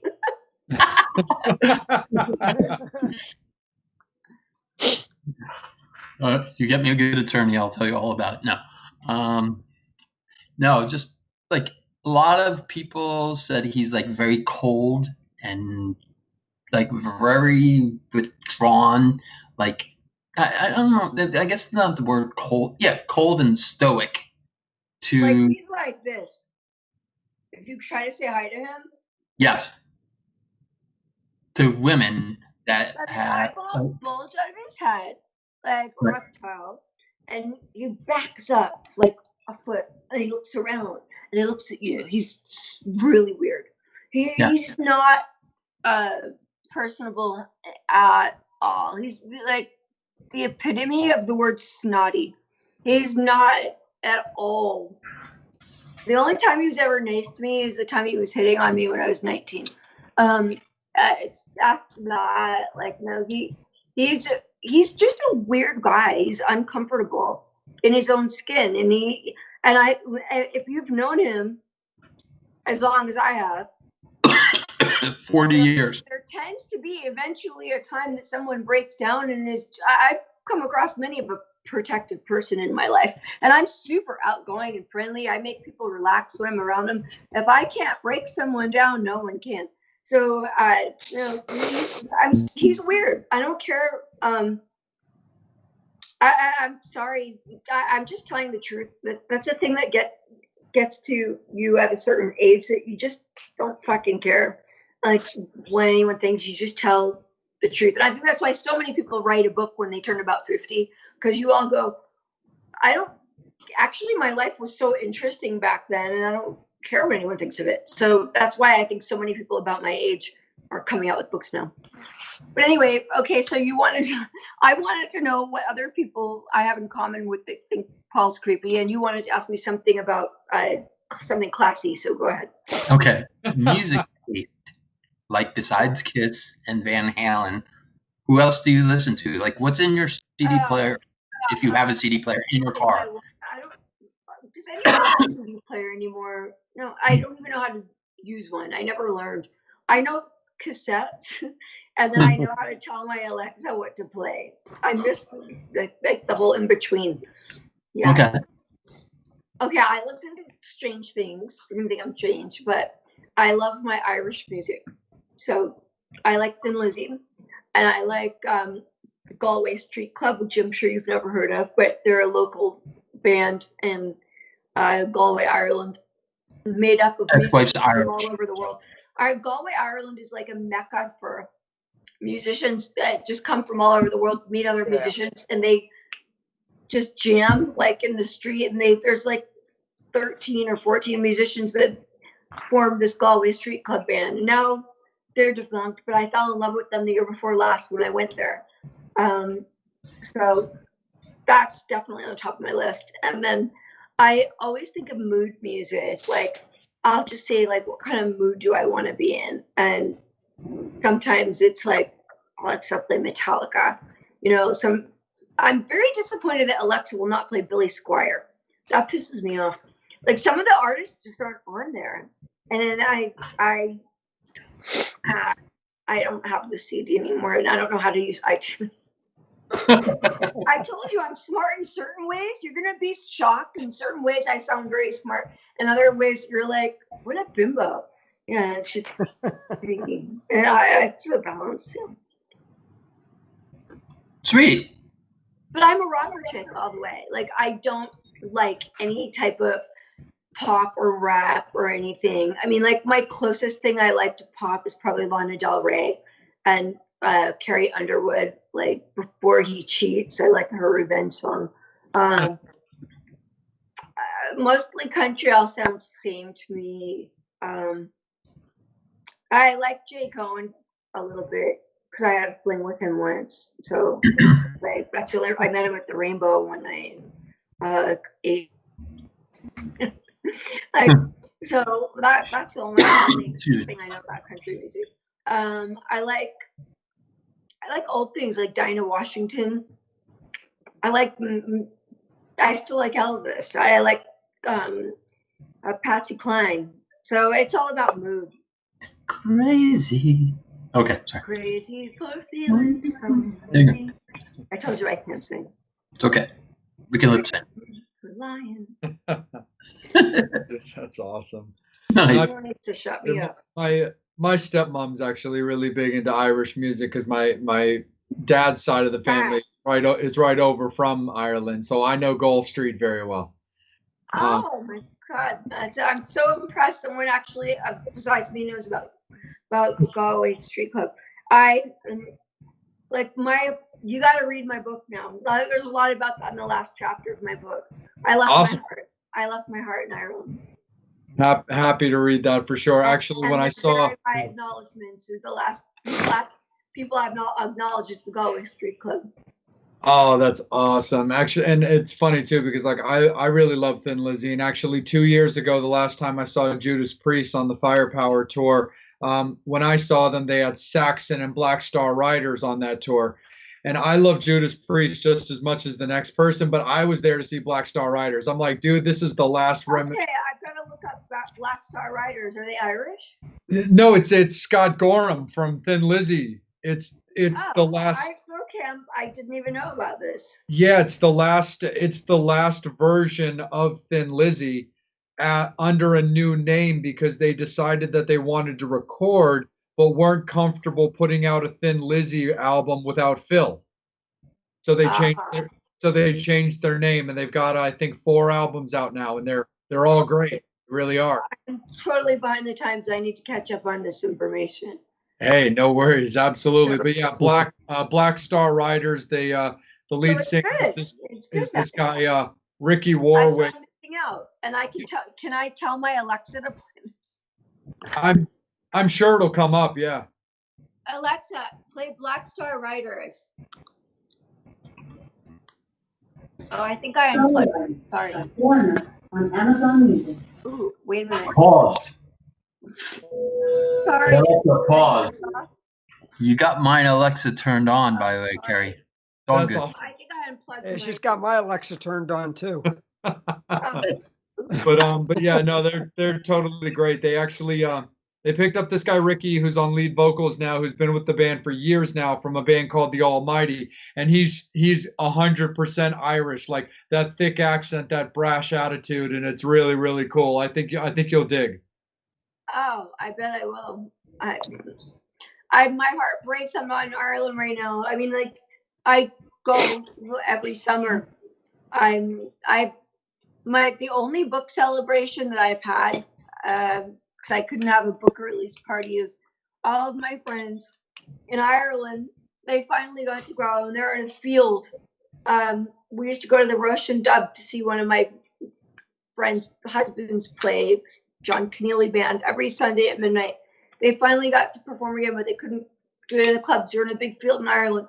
And all my friends in Ireland are all toasting to me, and they're all Facebook messaging live to me like, we're so happy for you. You're so, like, you know, and that's the only celebration I've had. And it meant so much to me that people across the world, you know, rooting for me. And yeah, and my originally going there, no one knew my name. Nobody knew. Now I'm talking with an Irish accent. No one knew my name. They didn't. No one knew who I used to date. They didn't know I was someone's mother. They didn't know I was a playmate. They didn't know anything about me. I just went somewhere alone, and put roots down. I was just myself. They didn't know anything about me, and they loved me. And gosh, I'm so connected to them.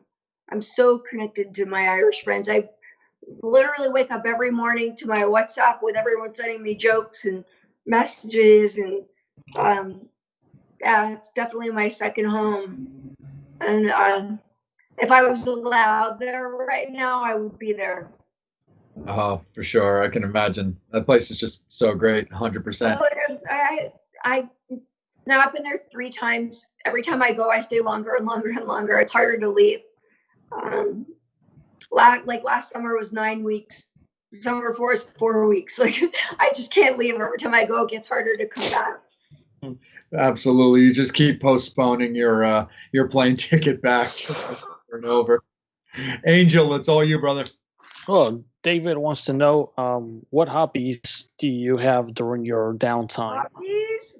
Oh, do I have time to have a hobby? I have no time to have a hobby. I'm lucky I can shave my legs. Seriously, I'm like, ugh, I haven't done this in a while. Yeah, no, and sadly, I haven't had a hobby since before I was a mom. So that was, my son just turned 8. Well, he's 18 and a half. So life has not been about me for a very long time. I don't have any, I don't enjoy anything. No, I like whiskey. Awesome. Right on. Angel, got a question of your own, my man? Yes, I do. In your opinion, what makes a good photographer? Someone respectful. Someone who makes me feel like they're definitely not attracted to me, and that they are not. They have to have patience. A good photographer knows that a woman knows her best angles, and well, I do anyway. I've worked with some photographers who like to argue that and say, just stand this way anyway. And if I'm not comfortable that way, if I don't feel like I'm my best that way, I want to stand another way, be patient, let me do that. But basically, yeah, I would say having patience and a creative eye. There's been so many times where I work with a lot of the same photographers for many years now. My favorites are the ones that I don't have to do anything because they already have the vision. They already, before they did their homework, before the shoot, they did test shots of the background. They have my wardrobe. Like they have a concept. They just show up and I just do it. I just jump in and I do it. Sometimes it's more of a collaboration. This shot, for instance, I had something very specific in mind. I wanted to do in tribute to Eric from my book. Can you see this well on your screen? Mm-hmm. So these are Eric's sticks that he really played with. It's 30 or more years later, the tape is peeling off. It was hard for me to hold them. It was hard for me to do this. It was hard for me to post with them, but I researched. I looked at a lot of other images and to get an idea of because I wanted something rock and roll, but it had to be classy and it had to be sexy because I have my playmate status. I need to make those fans happy as well. And so what would encompass rocker chick girl with playmate girl, but still hold true to honoring Eric and not making it too much about me, as much about Eric as it is me, a tribute photo. And I think this is a perfect example. So I'm holding his sticks and the photographer said, try to look happy. He said, just look back and think of the happy memories. And I looked at him and I said, I can't ever be happy knowing that Eric's not alive. I can't do that. And he said, okay, then just turn and look into the light. So I took a moment, I gathered myself, and I said a little prayer. I asked Eric and his spirit guides to be with me. And I turned into the light. And that's what you're seeing. Nice. Yeah, captured right there. So you asked me what makes a good photographer. He was a very good director. He knew when I said, I can't do it. And I started to break down. I said, I can't look happy. He knew how to direct me. He said, okay, turn and look into the light. And I knew what he meant when he said, look in the light. And I knew how to get my mindset there. And I turned and it was the perfect shot. So I having some sensitivity to the models, it makes a good photographer. Oh, that's super duper rad for sure. Jason, you're up, my dude. So Carrie, do you know?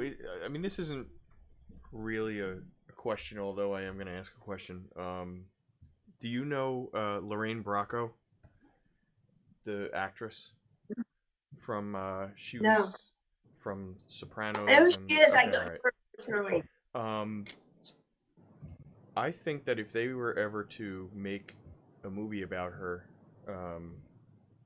you would probably be good for the role. Does now for a question for everybody else, do you agree or I don't know anything about her personal life. I only know movie roles she's done. I don't know why. Yeah, no, would I mean, like the look and the Isn't she the very voice. Italian, New York? What? Isn't she very Italian, New York kind Yeah, of? yeah. Yeah, I could talk like I a could New definitely York. see you in I like can a Lorraine Bracco type of role, or playing her in like a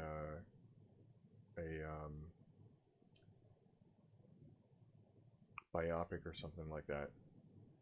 Well, maybe you should produce it too. What's up? You should produce it. Sure. Have you ever heard anything like that before? What? Have you ever heard anything like that No, before? I've never played someone else. I would. That would be a challenge. I'd love to do that. All right. I'd personally love to see like a really I'll tell you, Jason and Carrie, I'd actually love to see a really solid biopic that portrayal that I think you could do of Betty Page. Oh, that would be so much fun. You know, Heffer used to always say to me at the mansion, when I'd say, what should I be for Halloween? He'd always say that I should be Cleopatra. So I've recently bought a wig for this Halloween, a black wig to play Cleopatra in. And when I put it on, I thought, I look like Betty Page. So maybe I'll be Betty Page instead. Anyway, I don't know what we're going to do in LA. We'll see what life is like by October 31st, but everyone has to wear a mask anyway. So I don't know. I'm almost used to like the weird, like, is anyone going to ever have a party? I hope so. I hope so for sure. Jason, I want to kick it back to you, brother. Just make sure that you got all of your question in. Yeah, I'm good. Cool. No worries. Carrie, one thing I just thought would be just kind of a fun little question that I was just kind of curious about when it came to Eric. Did you ever do his makeup? No, we were, by the time Kiss stopped wearing makeup was years before it. I met him in 87. Right. They stopped wearing makeup, what, in 83, I think? Yeah, I wasn't sure if they did any like here and there shows with makeup. Eric and I, actually, it's the strangest thing because I don't think Eric and I ever had one conversation about his makeup. Oh, wow. So, yeah, people always want to know about that, but I came a long way after he was in makeup. So I don't know much about that era, and we never discussed it. Nice. No, that's super cool. Like I've, just like the rest of the fam, we're all big like Kiss guys and stuff like that. And my actually my preferred era of Kiss is that 80s era. I love that slightly raunchier, kind of heavier sound that a lot of those albums had, and also with the guitar tones in that non-painted era of Kiss and stuff like that. And because I knew that you had met him outside of the makeup, I just wasn't sure offhand if that was just, if there were ever any like one-off type painted stuff that they did at that time, which it turns out that there wasn't. So I was just kind of. No, it was before my time. I wasn't around during any of the makeup years. Gotcha. No problem. All good. Bobby, kicking it up, my dude. Okay. Question. So you're doing a photo shoot. It could be the Playboy or whatever. Funniest thing either that you've seen from the photographer or funniest thing you've done during a photo shoot? Burp, fart, whatever. Oh my god.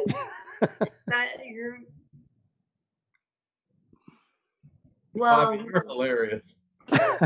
Look, you guys are asking all the serious stuff. I want to get her to laugh on these things. well, no, because I was gonna say something gross that's not funny. You brought back a memory that's really not funny. So I'm trying to hold back.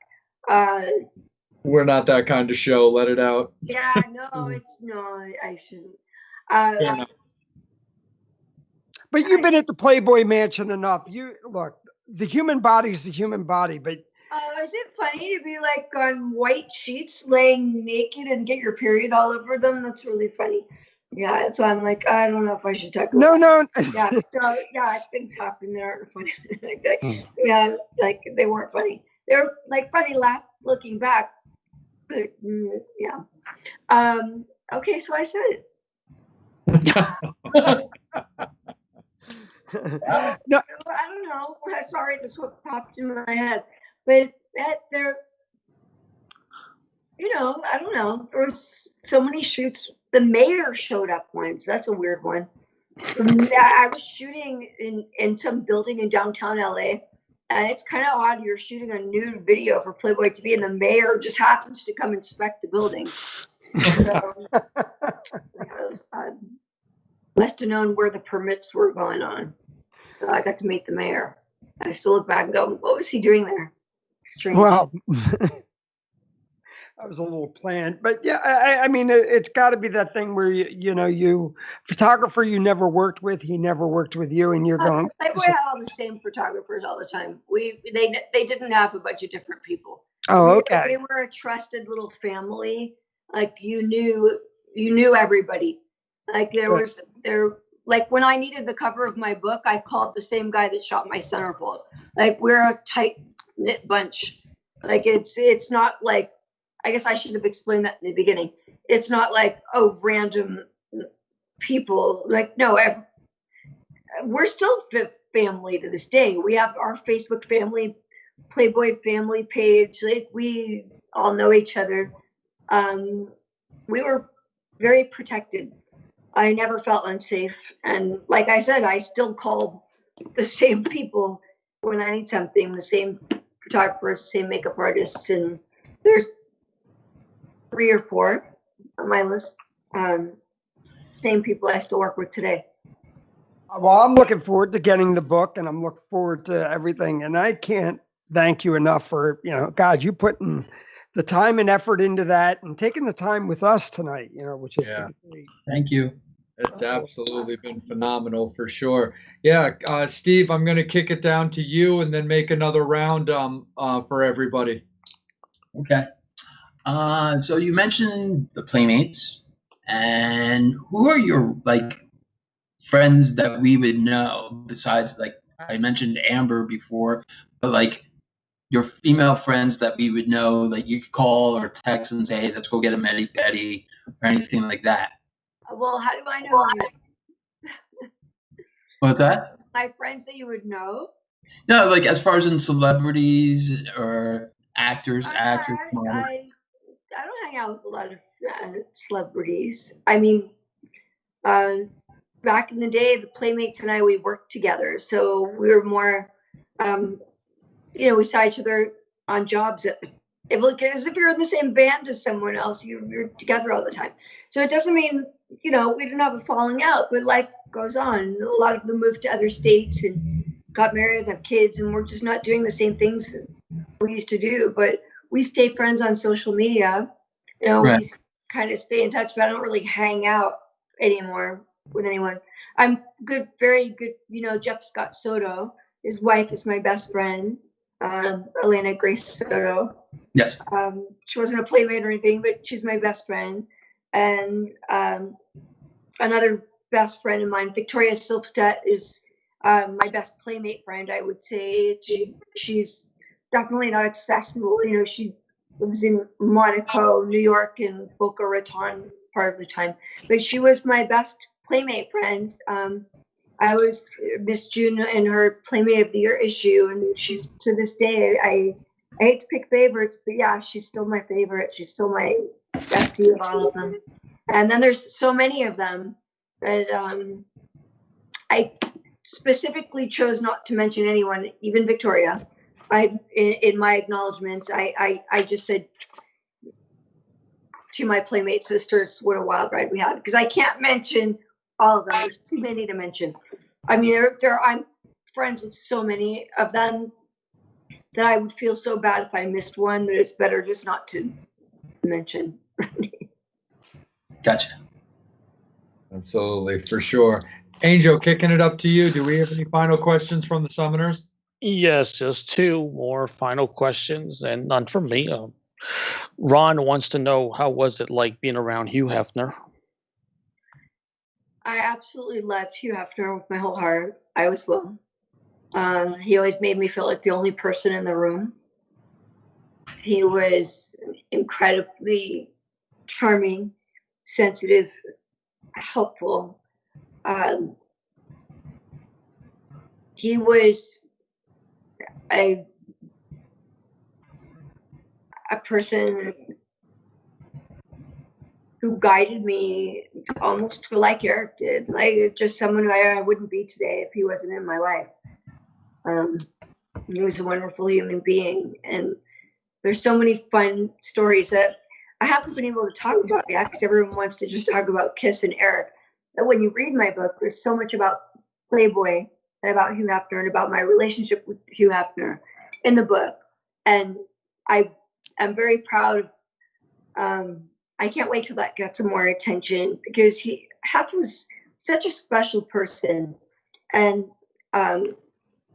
we had a very unique friendship that I think explains just the way he really was, and to not just be to all his friends. Like, he really was not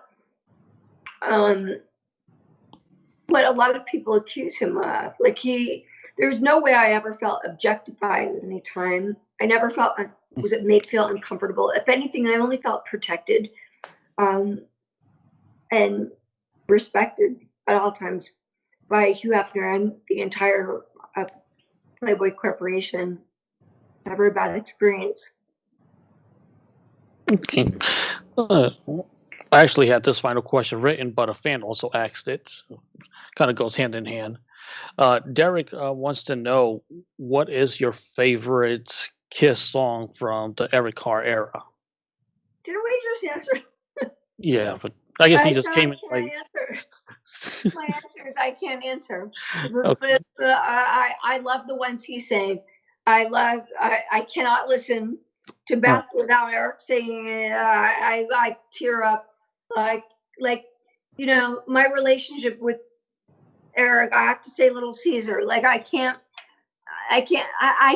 say a Kiss song without having so much emotion attached to it. So I don't look at it the same way as a fan did. Like, I remember, like, if you're gonna, every song that you're gonna say forever, God Gave Rock, I was on the video set. I was in the recording studio. Like, I was there. If I wasn't in the recording studio recording it, I was on the side of the stage almost every night. Like, how can I not have emotions? I can't look at the song objectively anymore, and that's my answer. Okay. Sure thing, 100%. Cool. Absolutely. Jason, anything from you, brother?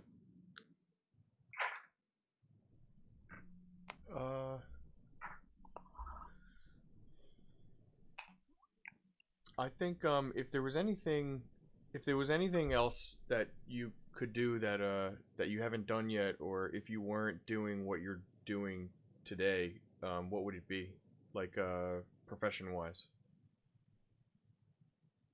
If I were brave, I would like to be one of those people like Angelina Jolie that travels the world and helps underprivileged children.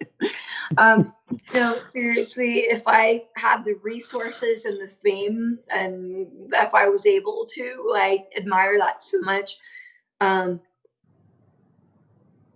I would like to understand, because I a little bit understand what that plight is, because, well, I have empathy, but also I think when you actually see other people, the way they live and the way they suffer, I think I understand why she does what she does without having done it. But if I had